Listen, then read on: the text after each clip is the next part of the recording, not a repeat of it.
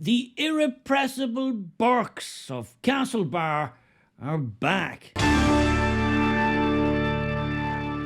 Yes, the Burkes from Castlebar, you'll all be, I'm sure, very familiar with Enoch Burke, who was in the headlines for ages there with his protest outside Wilson Hospital School, which landed him in prison for over 500 days. He refused to go along with the nouveau progressive transgender issues that they were trying to force and are forcing on many people in teaching jobs and government jobs and civil service jobs in general. That's just a thing. Anyway, we're not here to talk about Enoch Burke today. We're here to talk about one of his brothers, Elijah Burke. Yes, there's loads of them. You know, the Burke families, there's 10 kids. Yes, 10 kids, and that's not counting the parents, Sean and Martina. There's a lot of Burkes. And anyway, they're all very, very devout evangelical Christians, that kind of hue. And they're very, very forthright in their beliefs. And let's just say they don't hide their light under a bushel, as I'm sure you're all aware. Now, the Burkes, you can agree with them, disagree with them, you can love them or loathe them, but what you can't do is ignore them. They're all very highly intelligent people from what I've seen, looked into. They're all very highly accomplished people. Homeschooled, I believe, as well. So this is, as a family, they really are a formidable force. And they're an almighty, gigantic thorn in the side of modern progressive Ireland, which is modern Ireland. It's basically run by the lunatic fringe now. But the Burkes are just a constant thorn in that side. So anyway, what have they been up to lately? Well, this is revolving around, as I said, not Enoch this time. This is Elijah, his younger brother, who is in the University of Galway. Now, they had an event the other evening there, where presidential hopeful Catherine Connolly was there to speak and take questions and do a gig, essentially, as they do, going around the country trying to garner votes. Now, Catherine Connolly, she's the left-wing candidate. She's a typical leftist socialist old boot. There's not a lot going on there. She's essentially said some very strange things in the last few weeks. And as far as I'm concerned, she's just an old school lefty, an empty vessel. And you can see what you make of it from this little interaction when Catherine Connolly came up against the Burkes. Let's get on with the show, shall we?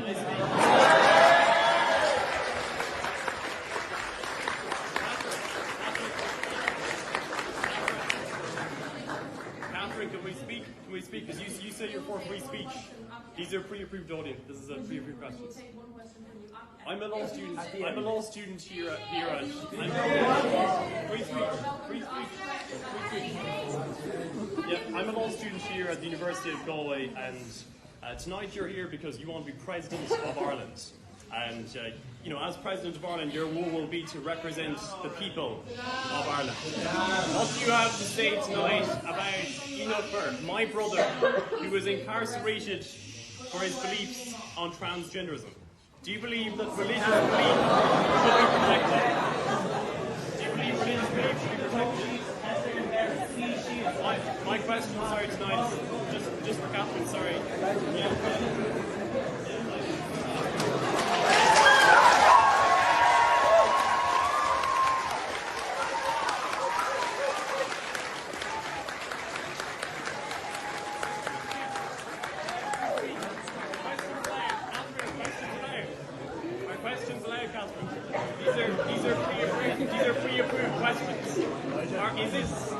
Because you say you questions are allowed and you agree with that, but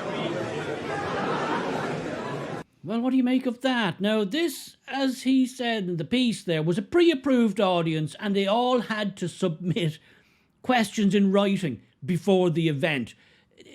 Talk about stage managed. And this from Catherine Connolly, the woman who would be president of this nation, explicitly saying the tagline on her current Twitter feed is, get this, We need a president who listens to the people and raises their voices. And this is also the Catherine Connolly who reportedly said, according to the Irish Mail, "I want to put this on the record. I've never dodged a question." Well, I don't know about you, but I would beg to differ on all of those points.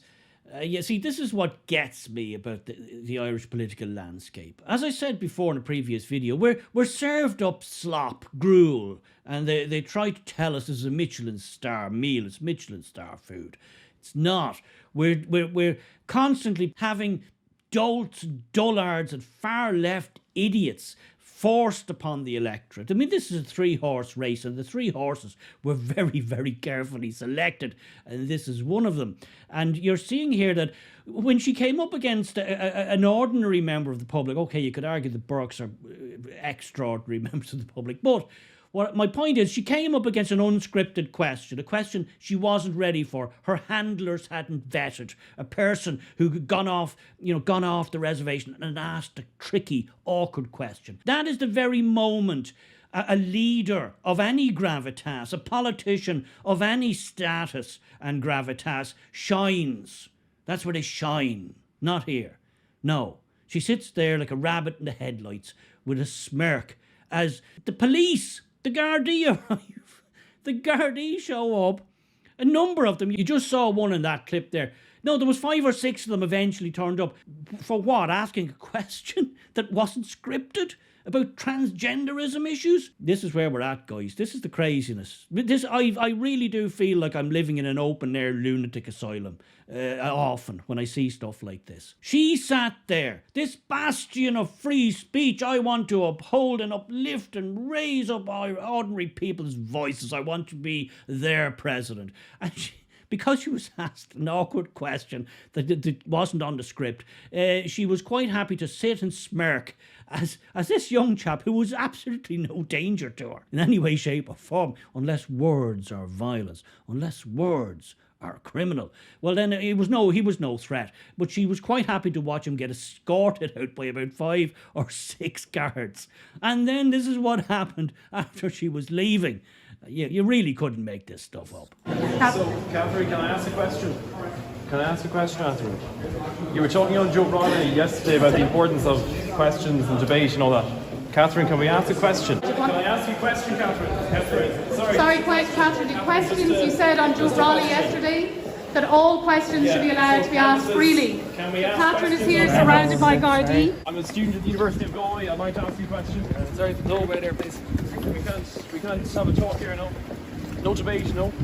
No, she's protected by the Gardaí. There she is, she drives off.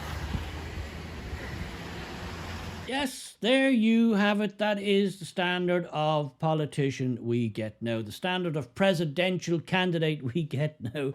That's who the people who really run the country, I'm talking about the global forces, the EU, the UN, the WEF, various other intranational globalist forces. It's not run by people here. And that's the reason that these forces need idiots to put into these positions. They couldn't possibly have right-thinking, forthright, brave people with some measure of standards, some measure of scruples, and some measure of values. They couldn't possibly have those type of people there because, well, they might just want what's best for the Irish people and can't have that. What we need is empty vessels. Dolts, dullards, useless people, idiots, lunatics. And that's who we get. People who can't even answer simple questions if they're not scripted and handed to their handlers, their media people, their PR people, well in advance, so it can be all very, very carefully thought through so that you can never offend any lunatics or crazy people out there, because that's who's running the country and that's who they can never offend.